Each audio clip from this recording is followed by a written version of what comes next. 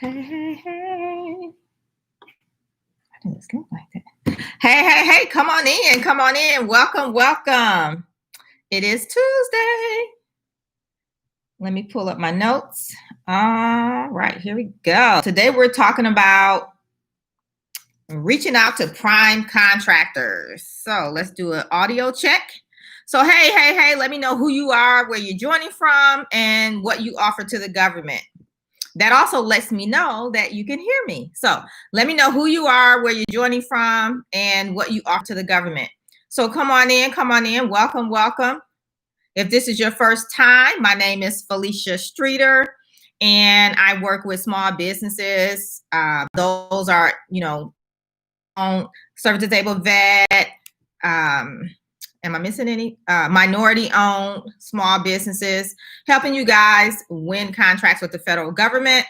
A big focus that we have here is one, getting your first bid done, and then two, after that, we take it to the next level. It's about delivering on what you promised and then building out your team to grow your business and take it to the next level. So come on in, come on in. Let us know who you are, where you're joining from, what you offer to the government. If you're not sure what you're going to offer, you can let us know that as well, or what you're thinking about offering to the government. Let us know. Today, we're going to be talking about reaching out to prime contractors. And what I'm going to be sharing here today, it works whether you're doing private work, whether you're doing work with corporations, state, city, local government, or the federal government. No matter where you're playing at, there are prime contractors that you can be reaching out to. And this is a good topic because a lot of you guys are just getting started. Maybe you've done a contract or two as a subcontractor, or maybe you just want to, build up what you're already doing. It's not enough. Then you want to consider strongly reaching out to prime contractors. Why? Because they already have work. Okay, so that's what we're going to be talking about here today. But not only when you reach out to them, we want to talk about the one thing you need to have in your tool belt. Okay, because keep in mind, prime contractors have people reaching out to them all the time. Trust me, I know, I'm a prime contractor. So people are always reaching out, so there's never a shortage of people reaching out to us. However, some people stand out amongst the crowd, and that's what you want to do. And I'm going to share with you today how you can make that happen. And it really evolves around the one thing. Okay, so that's what we're talking about here today. Definitely, you might want to take some notes and, jot these things down. So let's see who we have here joining us. So, hey, Misty Blue, welcome, welcome. We have, I think that's, I'm just going to say Valita. Tracy's here. We have Jeff. Hey, Jeff, I think this may be your first time. I don't remember you. We have Dustin here. Good morning. Good morning. Tracy and Dustin, they were in the prior session of the Contractors Edge Bootcamp. Let's see. Oh, I don't know who this is. Zen, Pete, welcome, welcome. I think this may be your first time, so welcome, welcome. Lewis here. Hey, hey, hey. Candace, hey, welcome, welcome. Dixon, all right, all right. So we have some new people. Welcome, welcome. Glad to have you guys. Welcome to the live session here. And if this is your first time, just know we do this every Tuesday, unless it's a holiday or something like that.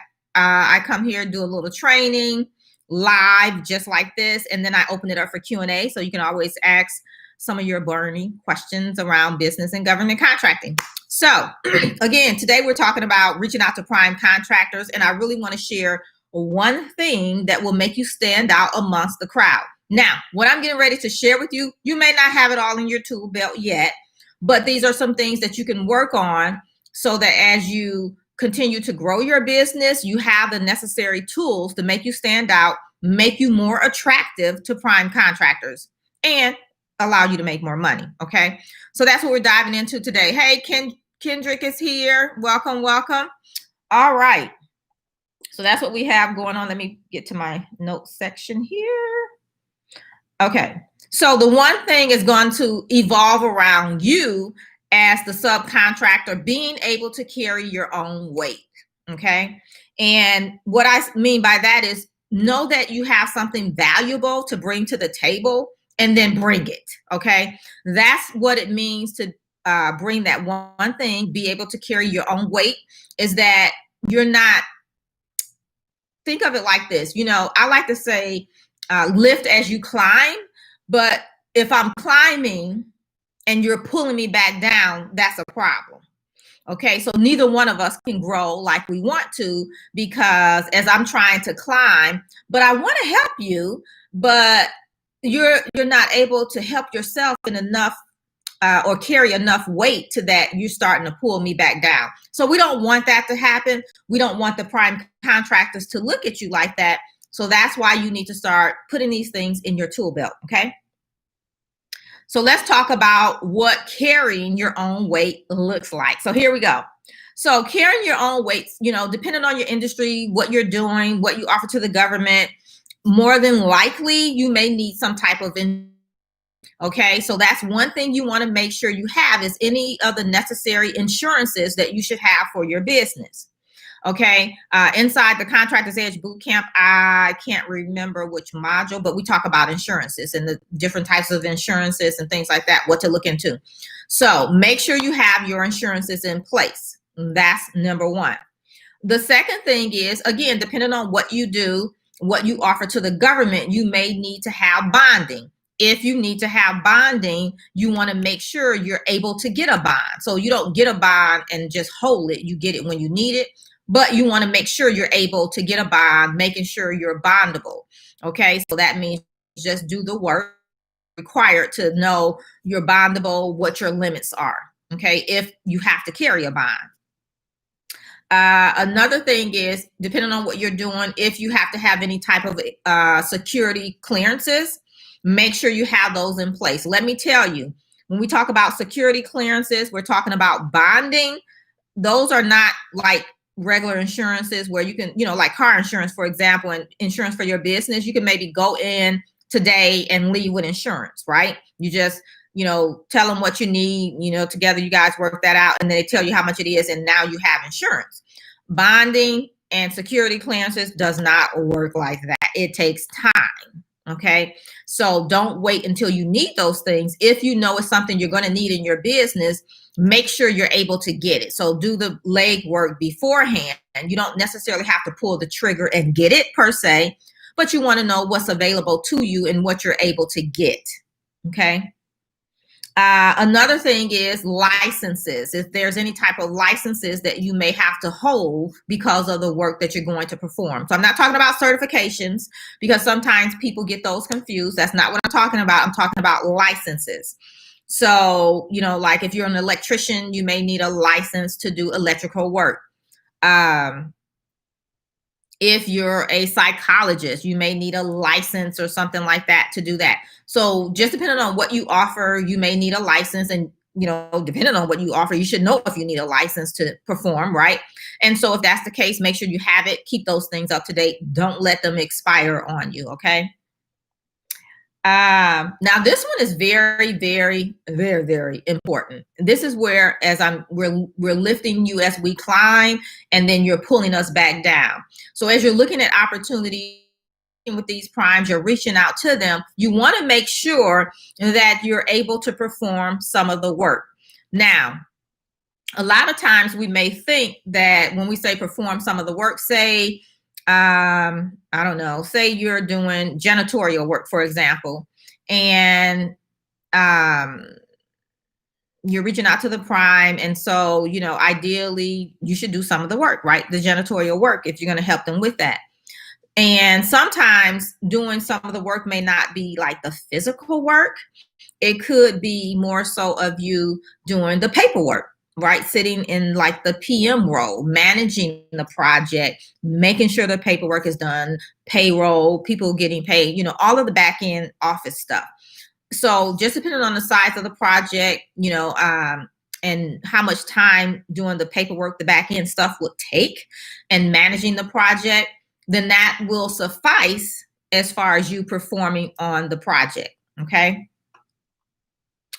Another thing is you want to make sure that you can carry yourself through the project. And I mean by like saying cash flow. So here's what I mean. So if you have workers, they need to be paid. So you want to make sure you're able to pay your workers. Any insurances you may have to get or increase maybe your limits or anything like that, you have the cash flow to make that happen. If you need to get bonding or anything in addition, right, that you have the money to make that happen. If you need to get supplies, you want to make sure you have the money for that. And you want to make sure you can cover the payroll for the people that are going to be working under you. Now, when I say that, it doesn't necessarily mean that this project is going to be 6 months and you need to have 6 months of payroll sitting in your bank account. That's not what that means. And we talk more about that in detail, of course, in the boot camp. But in general terms, I'm just saying, really, you want to make sure you have enough money to float the project until the project can start floating itself. Okay. So you want to make sure you can do that. And then you also want to make sure, you need a cushion. Like if something happens, maybe a piece of equipment breaks, and so you may need to replace that. You really just want to make sure that you can carry your weight throughout this project.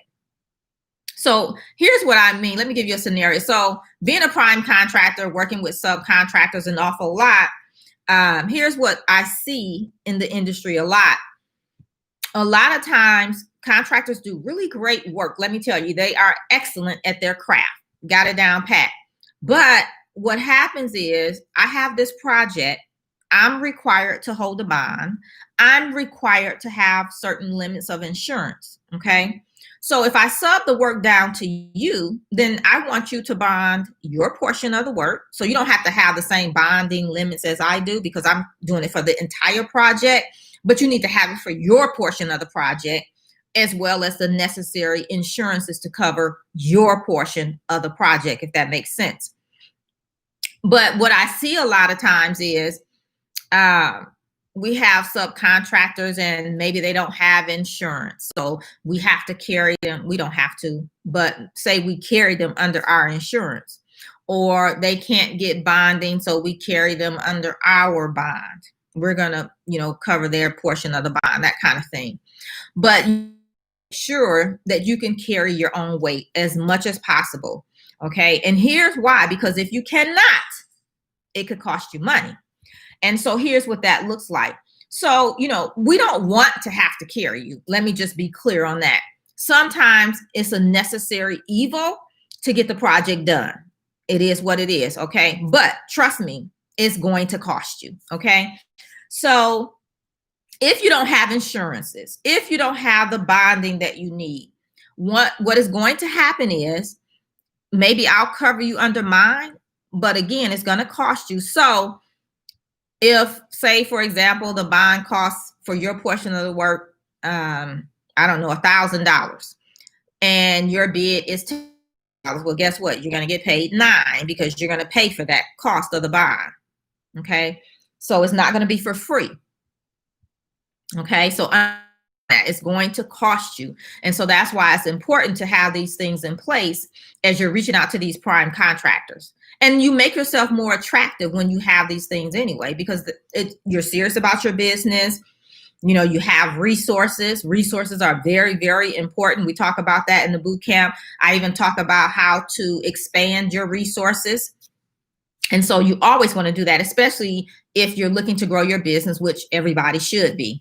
Okay. Another thing that will cost you a lot is if, say, you are going to work up under a prime, you guys are going to work together. Maybe you're going to do some teaming together to, do some work and things like that.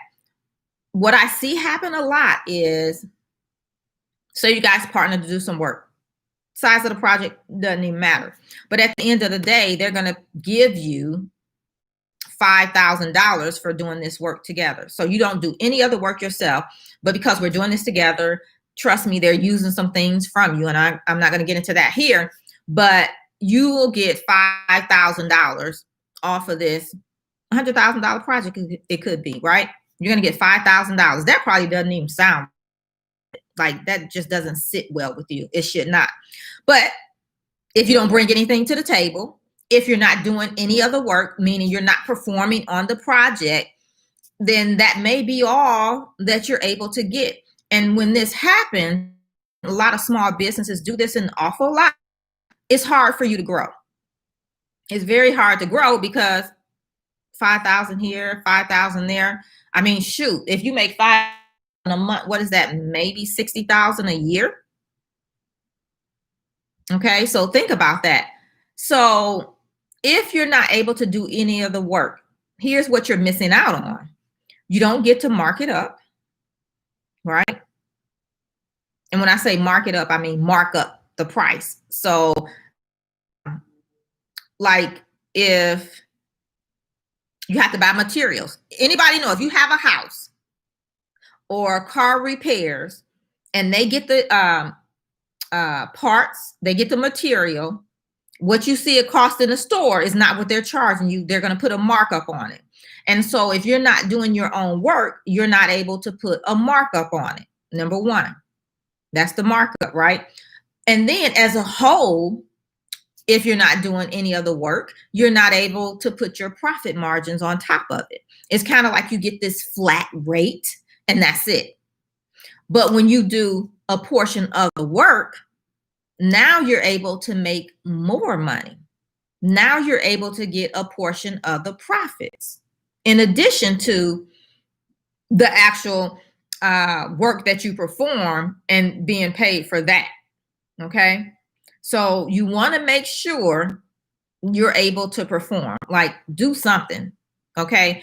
And if you're not, really look at it and see if, you know, being a part of that opportunity will help you reach your goals. And I don't know what your goals are, but definitely assess that. Okay. So again, remember, it will cost you if you don't bring the necessary things to the table. If you're partnering with someone and say you're not able to carry the project cash flow wise, I'm talking about your portion, and you need them to maybe pay you early, pay you every week, or front you some money, whatever that looks like. Trust me, I've seen it all, and I've seen it all happen, because you're thinking it probably won't. Yeah, it could. So, but it's going to cost you. Okay. Nothing will be for free. So if you can position yourself and have the necessary tools that you need when you're reaching out to these prime contractors, one, it will make you stand above the rest, because let me tell you, I took all my papers out of here, but if I had a stack of papers, right, and I go through the papers, I'm just going to flip through the papers. Like if I know this project needs insurance and bonding and things like that, and you don't have it, yeah. And then I see people that do, yep, yours going in the trash. So you've maybe taken the opportunity to bid this opportunity, but you don't have a shot at winning it, because you can probably guess that there's going to be other people out there that have the necessary insurances and things like that. So get your house in order, get the necessary things you need to have in place, and definitely be reaching these prime contractors, because there's a lot of work out there. And I know a lot of you guys are like, I can't find opportunities. There's nothing to do. Well, you have to play in your own yard, if you will, meaning you have to know what your capacity is. And wrapped in capacity is these things here I just shared with you and more, but you need to know what you have, what you bring to the table, and how big or small of a project will be a good fit for you. So when you know those things, you can reach out more effectively and look for the right opportunities. Too many times I have people, they'll come, I'm working with them, and one of the things I'll say, okay, well, what's your goal in the next year or two? And they're like, oh, I want to have $1 million business or a $10 million business, and they have nothing right now. Like, is that really realistic? Probably not. I mean, like, strategy would definitely have to be in there, and we probably have to do some teaming arrangements and some whole other stuff, and some things would just have to fall in place. And so if anything, that's not that realistic, you know, to go from 0 to 1 million in the next 12 months. I'm not saying it can't happen, but it's just not realistic, and it doesn't happen that often. Let me tell you that. So definitely work on your tools and things like that. Make sure you have those things in place. And then you should be good to go. Now, of course, there's some other things you need to know, who's your customer and all that stuff to be able to reach out to the right prime contractors. So definitely you need to know that. Okay. And you'll be okay. All right. It's evolving. You're always evolving. You're always learning new things. You're always increasing your resources. You're always reaching out to new prime contractors, right? And that's how you'll get the money flowing into your business. Okay. So go ahead and if you guys have any questions, go ahead and stop popping those into the chat. And we're going to go ahead and answer a few questions before we wrap up today. Okay. And while I'm waiting on the questions to come in, let me remind you guys and invite any of you guys that need help with government contracting first bid done, that the doors are open to the Contractors Edge Bootcamp. We start this month. Today is September 1st. So yes. Okay. So the week of September 21st, I think our first live session is September 23rd. And we're going to be talking about capacity, your preferences, who's your customer, how to find opportunities to bid, how to find those prime contractors as well as the government agencies and the buyers and things like that. But more importantly, we focus on getting your first bid done. So how to bid, how to price, how to read those solicitations, break them down, pull out the requirements. For some people, it's a little overwhelming, but when we do it step by step, and I teach you how to do it that way, it's fairly easy. And then also getting your proposal written. So those are the things we focus on during the live sessions. There's more, of course, inside of the training modules itself. Even we talk about expanding resources, teaming arrangements, and things like that. But yeah, if you need help, definitely check out the Contractors Edge Bootcamp over at First Bid Done Fast. And we still have our 3-pay option going on. I don't have the date. I'm looking at my calendar in front of me when the 3-pay option will disappear. But it does go away when we get closer to the live session. So if you want to partake and join us, definitely check it out over at firstbiddonefast.com. And the investment is $997 or 3 payments of $397. Okay. And that will get you in. Once you sign up, put your information in, create your password, you get immediate access to the training modules. And if you feel that you need to work on some foundational things, definitely sign up sooner rather than later so that you can have the foundation set. So when we come to the live sessions, we can focus on bidding. And here's what happens. In the last session, we had quite a few people join 2 to 4 weeks early, and they have already won contracts when we got to the live session. Like one person won, I think it was $88,000. Another one, $48,500. And then another person, not only did they do $88,000, but a 6-figure one as well during the live sessions. And then they had others that they were bidding. So a lot of people were bidding opportunities. Some people were working on getting their foundational stuff done, which is cool. You start where you're at. Everything you need is there for you. If you haven't even done SAM registration, certifications, that's in there. We talk about marketing as well in there. So everything you need to get your first bid done, whether you've already done certifications and things like that or not, it's all there for you to get you to that first bid done fast. Okay. Again, that's over at it's over at First Bid Done Fast. So check that out. All right. So we're going to go ahead and answer some questions, and I'm going to put the link for you guys to First Bid Done Fast. I guess I got my cap locks on. All right, let's see. And anyone else that joined late and I didn't get to say hello to you, welcome. I kind of some new people here, so welcome. Glad to have you. If you haven't subscribed to the channel, make sure you do that. And those of you that's sitting here watching, don't forget to hit the like button. Give it a thumbs up, okay? Okay. James, hello. James says, let me see where you go to find prime contractors. So that depends on what you're doing, right? You can find prime contractors on the new beta site, the beta.sam.gov website. That's one place. And then also you can get out and network. Okay. Again, you need to know who's your customer. You need to know what you're offering to the government, and then you can be more specific on where you're going to actually look. But that's a couple places you can look. Okay.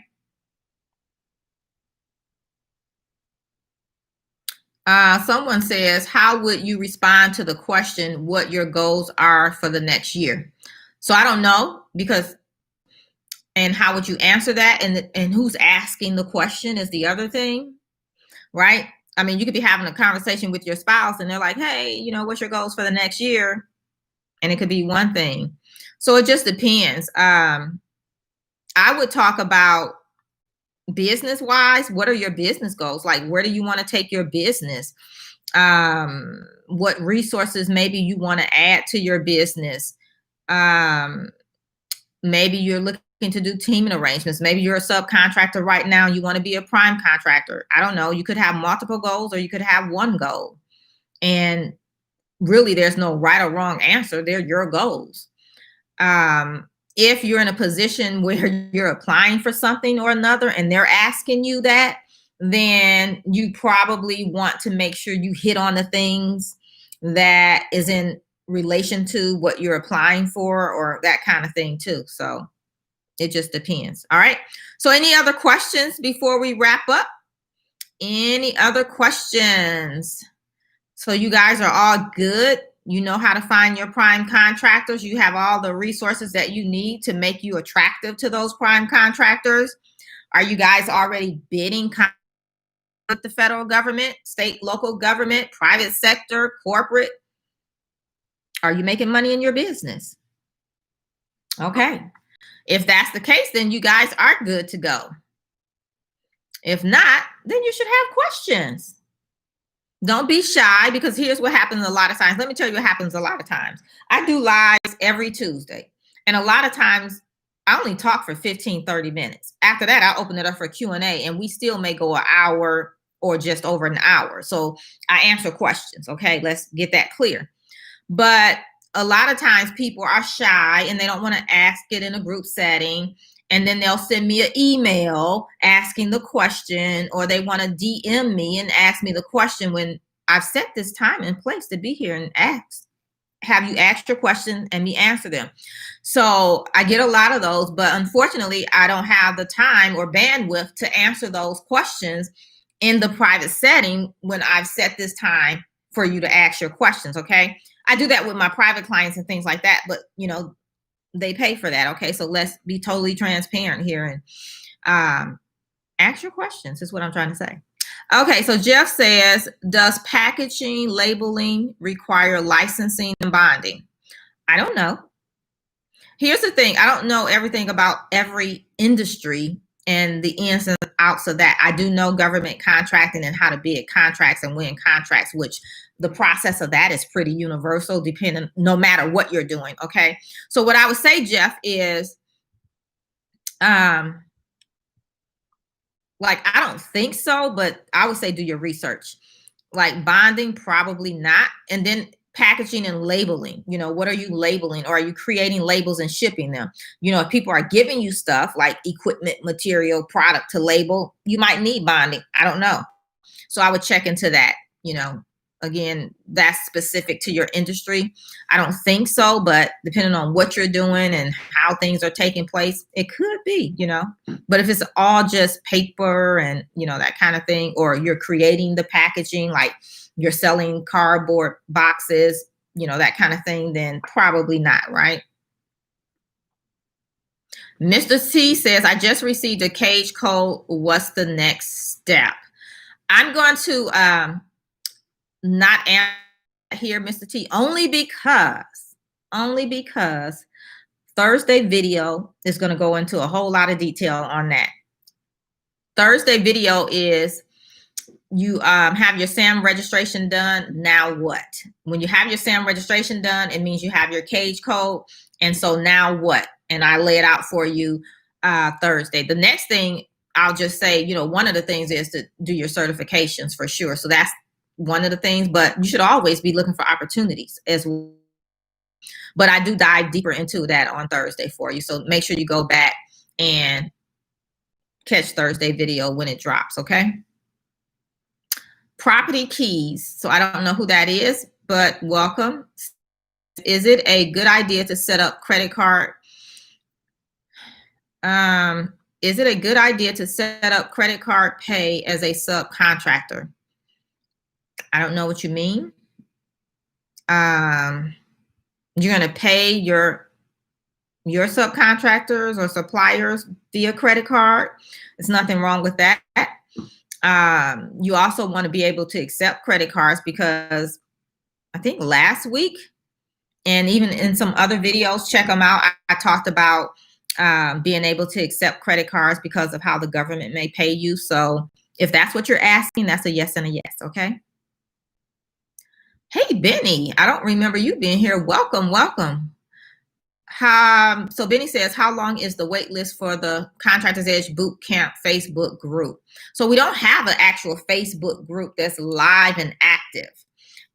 Sometimes we'll open it up because the people in the program wants to use it because they want to network in the background. But I don't come into the Facebook group like that and teach or any of that. But it is attached to the Contractors Edge Bootcamp when you pay for it, if we decide to open it up. Okay, I do live sessions. So the training I do for you guys is not in a Facebook group. It is me on a Zoom call with you guys where you can see my face. I'm talking, I can see your face, and you're talking. So that's how I teach, okay? Okay, any other questions? No, I don't see any others. Okay, so remember, if you guys want to join us, here's the link, firstbiddonefast.com. Let me tell you, the spots are filling up as they always do. We always sell out. I only take 30 students max, and we usually hit the 30 every time. And so I closed it out early because I like to be able to talk to the people in the group, learn about your business. So every week when we come to the live sessions, I know who you are, what you're doing, everything about your business, so that I can better support you and help you. Plus, we're focusing on bidding opportunities. So that takes a little bit of time, and I like to make sure everybody get their time to shine. So that's why we keep it to small groups. Okay. All right. Any other questions? Again, if this is your first time, make sure you subscribe to the channel. Also, give this video a thumbs up. I appreciate that. And if there's nothing else, here's the thing, guys. I want you to remember, I don't care what actions you're taking, whatever your strategy is at this time, however you feel you're going to, start winning some contracts, you're only one contract away. Let me tell you, once you get the first contract, it will open. You'll see. It's like you have the keys to the government door. Okay. You still have to be able to decipher and figure things out, and, be able to bid opportunities. There's some other things involved, but the light bulb comes on. There's more possibilities. You can see the possibilities. Your whole perspective changes when you win your first contract. And so if you notice, a lot of times I'll tell you guys, you're just one contract away from whatever it is you want. You're just one contract away. So remember that and shoot for that. And then when you get that one, again, contract away, keep through the process, one contract, because all you need is one contract at a time, right? And deliver, do a good job, and the next one will come, as long as you're doing the necessary activities to make that happen. So remember, you're just one contract away. Okay, so Benny is Kevin. So he's in the boot camp. Okay, Benny Cash is actually Kevin. Well, hey. So Kevin is actually in the boot camp. All right, cool. Good. All right, so if there's no other questions, we're going to go ahead and wrap up early today. I'm cool with that. Again, if you want to join us for the Contractors Edge Bootcamp, or go check it out. See what it's about, see what people are talking about, that kind of thing. And then if, you want to get your first bid done and get some help in doing that, come join us. All right, over at First Bid Done Fast. All right, so until next time, I'll see you guys right back here real soon. Bye for now.